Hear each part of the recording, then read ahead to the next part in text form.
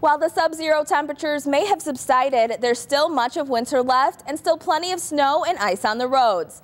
NCTV 17's Kevin Machak talked to a local dealership and a driving instructor for some tips to stay safe while on the road. When it comes to safe travels during the winter, the first thing drivers should do is get their car inspected. It's anything from checking tires, brakes, the suspension on the vehicle, all the fluids.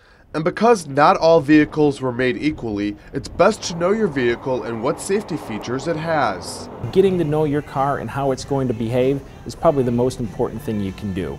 You know, the technology is there to keep you safe, but if you're not used to it and you overreact, you put yourself in a more dangerous situation a lot of times. One of those technologies many cars have nowadays is a traction control system.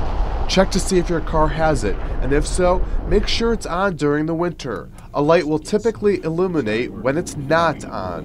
When you hit snow, when you hit gravel, when you hit different objects in the road that may set the car spinning in one direction or another that you weren't intending, the traction control system is there to try to correct that by sometimes applying brakes, sometimes applying throttle to get the car going back in the proper direction.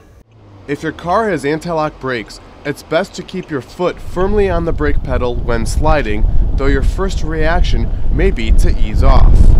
Basically, when you hit the brakes hard, if there's limited traction under your tires, the car's got to pulse those brakes multiple times per second to give you the shortest stopping distance possible.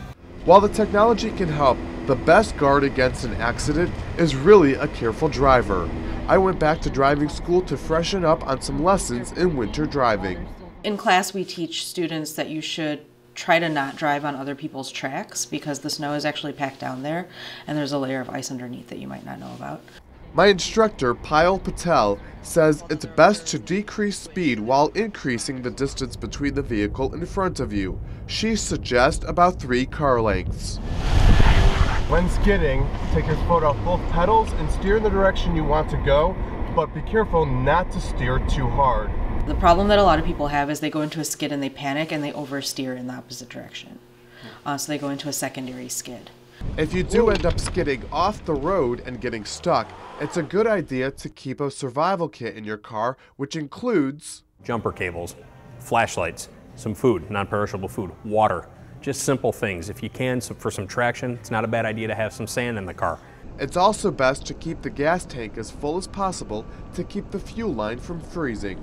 I'm Kevin Machak for Naperville News 17.